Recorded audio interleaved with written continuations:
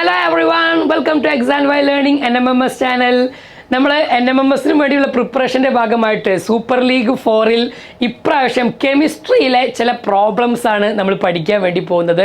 അപ്പോൾ സ്ഥിരമായിട്ട് വരുന്ന ഒരു ടോപ്പിക്കാണ് അവിടെ എയർ ആൻഡ് വാട്ടർ, വായുവും അതേപോലെ ജലവുമായി ബന്ധപ്പെട്ട ഒരു ഭാഗം. അപ്പം നമുക്കറിയാം 8ാം ക്ലാസ്സിൽ ഓൾറെഡി നമ്മൾ ജലം, വാട്ടർ എന്നുള്ള ഒരു ചാപ്റ്ററിന് നമ്മൾ എന്ത് ചെയ്യുന്നുണ്ട്, പഠിക്കുന്നുണ്ട്. അപ്പോൾ അതിൽ കുറേ ഭാഗം വരാറുണ്ട്.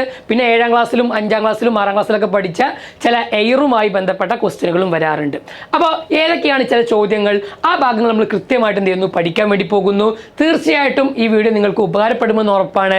അതുകൊണ്ട് തന്നെ ഒരു നോട്ട് ബുക്കിൽ എന്ത് ചെയ്യുക, ഏറ്റവും ഇമ്പോർട്ടൻ്റ് ആയിട്ടുള്ള ഈ ചോദ്യങ്ങളൊക്കെ ഒന്ന് എഴുതി വെക്കുക. നമുക്ക് എന്ത് ചെയ്യാം, തീർച്ചയായിട്ടും അത് എക്സാമിന് ഉപകാരപ്പെടും. അപ്പം നമുക്ക് തുടങ്ങാം. റെഡി അല്ലേ? ആൻസർ പറയാൻ റെഡി അല്ലേ? ഓരോ ക്വസ്റ്റ്യൻ വരുമ്പോഴും നിങ്ങൾ എന്ത് ചെയ്യുക, വീഡിയോക്ക് താഴെ ഒന്ന് കമൻറ്റ് ചെയ്യുക ഇതിലെ കറക്റ്റ് ആൻസർ ഏതാണെന്ന്. റെഡി? ഓക്കെ. അപ്പോൾ നമ്മൾ ആദ്യത്തെ ക്വസ്റ്റ്യനിലേക്ക് പോകണം. ഞാൻ ഇംഗ്ലീഷ് ഇവിടെ എഴുതിയിട്ടുണ്ട്, മലയാളം പറയട്ടോ. സിമ്പിൾ ഇംഗ്ലീഷ് അവിടെ കൊടുത്തിട്ടുള്ളത്. അതുകൊണ്ട് മലയാളം മീഡിയംകാർ ആരെങ്കിലും ഉണ്ടെങ്കിൽ എനിക്ക് അറിയില്ല എന്നൊന്നും പറയരുത്. നമുക്ക് അറിയുന്ന ഒരു ഇംഗ്ലീഷാണ്. അതിൻ്റെ ഒപ്പം തന്നെ ഞാനത് എക്സ്പ്ലെയിൻ ചെയ്യുന്നുണ്ട്. Okay, so don't worry. Highest percentage of air consist of. അപ്പോൾ എയറിൽ ഏറ്റവും കൂടുതലുള്ള ഘടകം ഇതിൽ ഏതാണ്? Oxygen, carbon dioxide, nitrogen, argon. വളരെ സിമ്പിളായി ചെറിയ ക്ലാസ്സിൽ നമ്മൾ പഠിച്ച ഒരു ചോദ്യമാണ്. എയറിൽ ഏറ്റവും കൂടുതൽ അല്ലെങ്കിൽ അറ്റ്മോസ്ഫിയറിൽ ഏറ്റവും കൂടുതൽ ആരാ? ഓഫ് കോഴ്സ് ആൻസർ ഏതാണ്? നമ്മുടെ നൈട്രജൻ ആണ്. എത്ര ശതമാനം ഉണ്ട് അറിയും മക്കളെ? 78% ആരാണ്? നൈട്രജൻ ആണ് കേട്ടോ. 78% നൈട്രജനാണ്. ബാക്കി 21% ആരാണ് മക്കളെ? രണ്ടാം സ്ഥാനം ആർക്കായിരുന്നു? നമ്മളെ ഓക്സിജൻ ആണ് അല്ലെ. ഇത് നൈട്രജൻ, ഇത് ഓക്സിജൻ ആണ്. മൂന്നാം സ്ഥാനം ആർക്കറിയാം നിങ്ങൾക്ക്? മൂന്നാം സ്ഥാനം ആർഗണിനാണ് കേട്ടോ. മൂന്നാം സ്ഥാനം ഉള്ളത് ആർഗണിനാണ്. ഏകദേശം 0.9% ആരുണ്ട്? ആർഗൺ ഉണ്ട്. ഓക്കെ. നാലാം സ്ഥാനമാണ് നമ്മുടെ കാർബൺ ഡൈ ഓക്സൈഡിനുള്ളത്. ആർഗൺ കഴിഞ്ഞാൽ പിന്നുള്ളത് ആരാണ്? Carbon dioxide. അതിനും താഴെയാണ് മറ്റുള്ള അതർ ഗ്യാസസ്. ഇപ്പം നമുക്കറിയാം വാട്ടർ വേപ്പർ അല്ലേ, നമ്മളെ ജലാംശമുണ്ട്. അതേപോലെ sulphur dioxide, nitrogen dioxide പോലുള്ള മറ്റുള്ള ഗ്യാസുകളും ഒരുപാട് ഉണ്ട്. റെഡി? അപ്പോൾ ഈ ഒരു ഓർഡർ അറിയണം.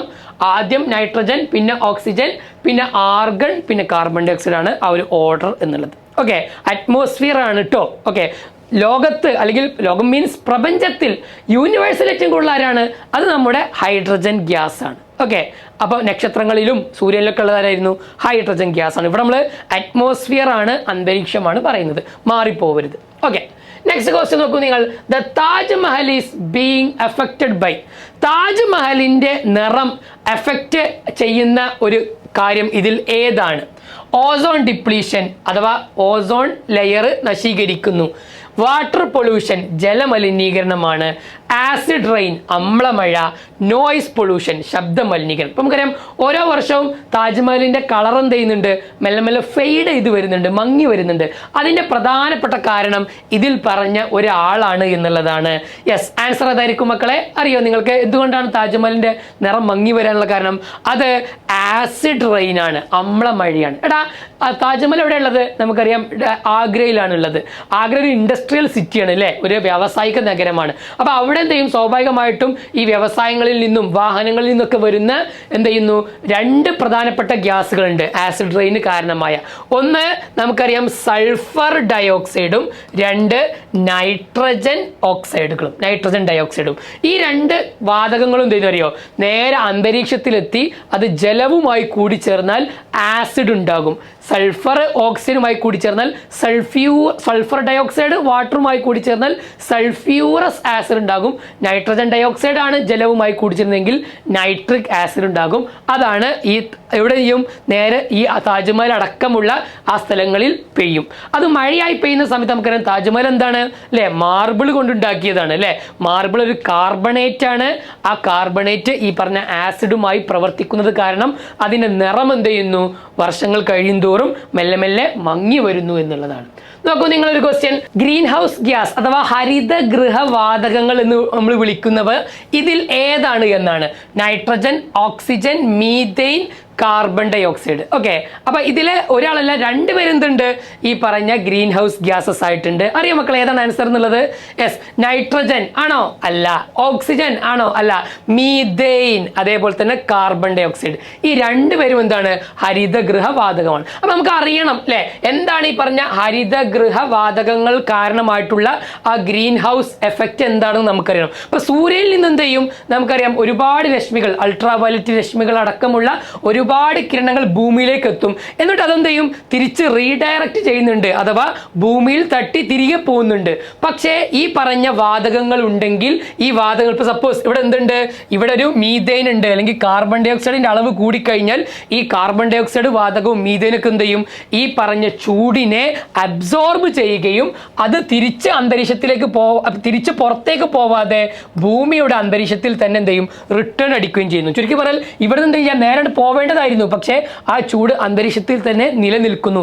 ഇത് കാരണം എന്ത് സംഭവിക്കും?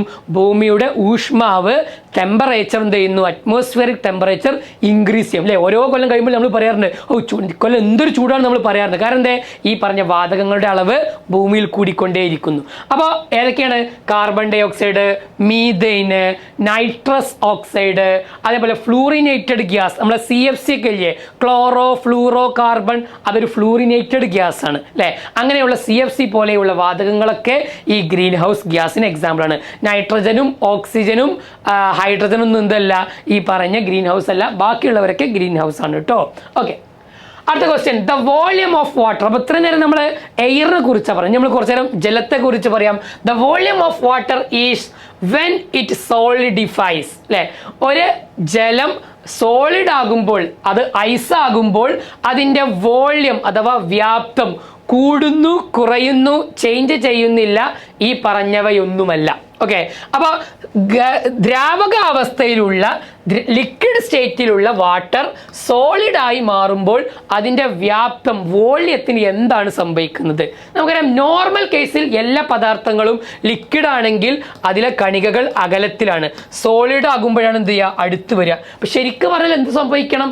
സോളിഡ് ആകുമ്പോൾ ഒരു ദ്രാവകം ഖരമായി മാറുമ്പോൾ അത് അടുത്തേക്ക് വന്ന് അതിൻ്റെ വ്യാപ്തം കുറയണം, വോള്യം ശരിക്കും കുറയാണ് വേണ്ടത്. പക്ഷെ ജലം മാത്രം ഇതിനൊരു എക്സെപ്ഷൻ കേസാണ്. ഓക്കെ, ജലം സാധാരണഗതിയിൽ ലിക്വിഡ് സോളിഡ് ആകുമ്പോൾ ദ്രാവകമായിട്ടുള്ള ജലം ഐസായി മാറുമ്പോൾ ഈ പറഞ്ഞ ഇതിൻ്റെ വ്യാപ്തം എന്ത് ചെയ്യുന്നു?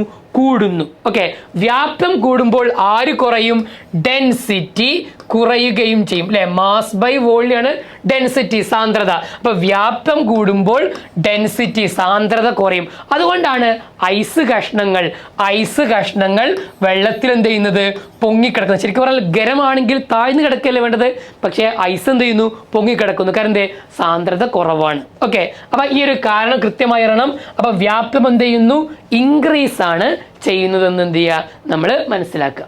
ഇനി permanent hardness is due to the presence of, ജലത്തിന്റെ പൊള്യൂഷനുമായി ബന്ധപ്പെട്ട കാര്യം പഠിച്ചപ്പോൾ നമ്മൾ സ്ഥിരമായിട്ടുള്ള ഹാർഡ്നെസ് അഥവാ പെർമനന്റ് ആയിട്ടുള്ള ഹാർഡ്നെസ്, സ്ഥിര കാഠിന്യവും ടെമ്പററി ഹാർഡ്നെസ്, താൽക്കാലിക കാഠിന്യവും. അപ്പോൾ നമുക്കറിയാം ഈ പറഞ്ഞ ജലത്തിന് സ്ഥിര കാഠിന്യത്തിന് കാരണമായത് ഇതിലേതാണ്?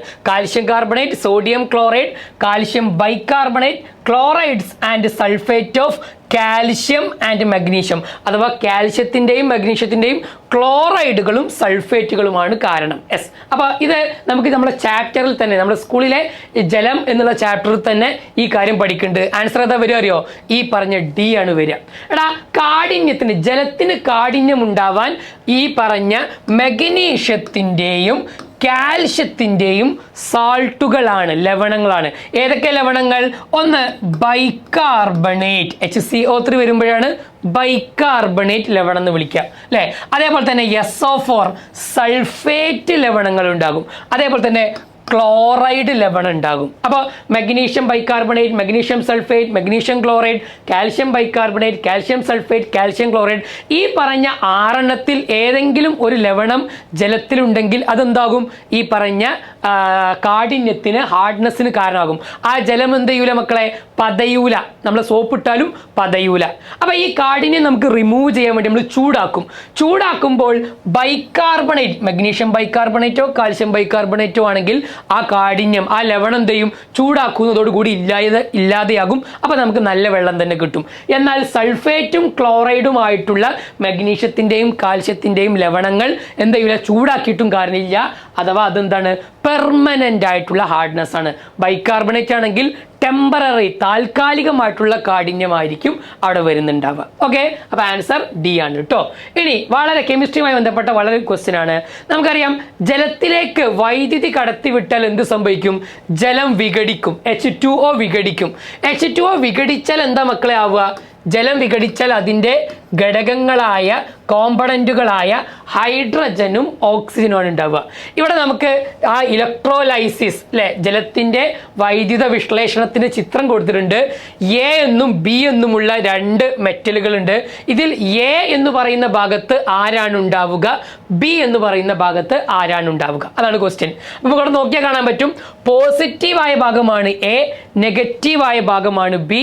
യെസ്, ഇവിടെ ഏത് വാതകമാണ്, ഗ്യാസ് ആണ് ഫോം ചെയ്യുക. അപ്പോൾ പഠിച്ചു വെച്ചോണേ, നമ്മൾ കൃത്യമായിട്ട് ഇതിന്റെ ഉത്തരം അറിയണം കേട്ടോ. ഇപ്പൊ നമുക്ക് നോക്കുകയാണെങ്കിൽ പോസിറ്റീവ് ആയിട്ടുള്ള ആ മെറ്റൽ ഭാഗത്തെ ഇലക്ട്രോഡിനെ നമ്മൾ വിളിക്കുന്ന പേരാണ് കാഥോഡ് എന്ന് വിളിക്കുക.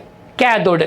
നെഗറ്റീവ് ആയിട്ടുള്ള ഭാഗത്തെ നമ്മൾ വിളിക്കുന്ന പേരാണ് ഇലക്ട്രോഡാണ് ആനോഡ്. അപ്പൊ നോക്കിക്കേ, ഈ ചിത്രം നോക്കിക്കേ, ഇതാണ് ആനോഡ്, ബി ആണ് ആനോഡ്, ഇയാളാണ് കാഥോഡ് പോസിറ്റീവ്. ഓക്കെ, ആ കാഥോഡ് ആയിട്ടുള്ള ഭാഗത്ത് ആരാണ് ഉണ്ടാവുക? കാഥോഡായ ഭാഗത്ത് ഈ പറഞ്ഞ ഓക്സിജൻ വാതകമാണ് ഉണ്ടാവുക. ആനോഡായ ഭാഗത്താണ് ഹൈഡ്രജൻ ഉണ്ടാവുക. അപ്പൊ നമ്മൾ ചോദ്യത്തിന്റെ ഉത്തരം ഏതാ? കാഥോഡ് ആയിട്ടുള്ള എയുടെ ഭാഗത്ത് ആരുണ്ടായി? നെഗറ്റീവ് ആയിട്ടുള്ള ഭാഗം അഥവാ ആനോഡ് ആയിട്ടുള്ള ഭാഗത്ത് ആരുണ്ടായി? നമുക്കറിയാം, നേരത്തെ പറഞ്ഞ പോലെ ഹൈഡ്രജൻ ആണ് ഉണ്ടായത് അല്ലെ. ആനോഡിൽ ഹൈഡ്രജൻ. ആനോഡ് ആരാ? ഇവിടെ ബി ആണ്. ആനോഡിൽ ഹൈഡ്രജൻ ആണ്. കാഥോഡിൽ ആരാ ഉണ്ടായത്? ഓക്സിജൻ ആണ്. അപ്പൊ നമ്മുടെ ഓപ്ഷൻ ഏതായിരിക്കും വരിക? ഈ പറഞ്ഞ ഒന്നാമത്തെ ഓപ്ഷൻ ആണ് വരിക. എയിൽ ഓക്സിജൻ വരും, പോസിറ്റീവായ ഭാഗത്ത് ഓക്സിജനും നെഗറ്റീവായ ഭാഗത്ത് ഹൈഡ്രജനും ആയിരിക്കും ഉണ്ടാവുക. അപ്പൊ ഇത് നമ്മളെ കെമിക്കൽ റിയാക്ഷൻ രാസപ്രവർത്തനങ്ങളുമായി ബന്ധപ്പെട്ട ഭാഗത്ത് ഒരു ഇലക്ട്രോലൈസിസ് നമ്മൾ പഠിച്ചിട്ടുണ്ട്. ജലത്തിന്റെ ഭാഗത്തും ഇതേ ഭാഗം റിപ്പീറ്റ് ചെയ്യുന്നുണ്ട്. അതുകൊണ്ട് ഇങ്ങനെയുള്ള ക്വസ്റ്റ്യനുകൾ വളരെ ഇമ്പോർട്ടൻ്റ് ആണ്. എങ്കിൽ നിങ്ങൾക്ക് ചെയ്യാൻ പറ്റുന്ന ഒരു ചോദ്യം ഇതാ ഞാൻ തരികയാണ്. വെള്ളത്തുള്ളികൾ ഗോളാകൃതിയാണ് ഉണ്ടാവുക അല്ലേ? വെള്ളം ഗോളാകൃതിയാണ്, സ്ഫെറിക്കൽ ഷേപ്പാണ്. അതിന്റെ കാരണം ഈ പറഞ്ഞവയിൽ ഏതാണ്? ഹീറ്റ് കപ്പാസിറ്റി അഥവാ താപധാരിത, സർഫസ് ടെൻഷൻ പ്രതലബലം, റിയാക്ടിവിറ്റി ഓഫ് വാട്ടർ ജലത്തിന്റെ ക്രിയാശീലത, കണ്ടക്ടിവിറ്റി അഥവാ ചാലകത. യെസ്, അപ്പൊ ഈ ഒരു ചോദ്യത്തിന്റെ ആൻസർ എന്ത് ചെയ്യുക? ഈ വീഡിയോക്ക് താഴെ നിങ്ങൾ കമന്റ് ചെയ്യുക. അറിയാത്തവരുണ്ടെങ്കിൽ നമ്മൾ ടെക്സ്റ്റ് ബുക്ക് ഒക്കെ ഒന്ന് മറിച്ച് നോക്കി അതിന്റെ ആൻസർ എന്ത് ചെയ്യുക? കണ്ടെത്തുക. കൂടുതൽ ചോദ്യങ്ങളുമായിട്ട് നമുക്ക് എന്ത് ചെയ്യാം? വീണ്ടും കാണാം. Thank you.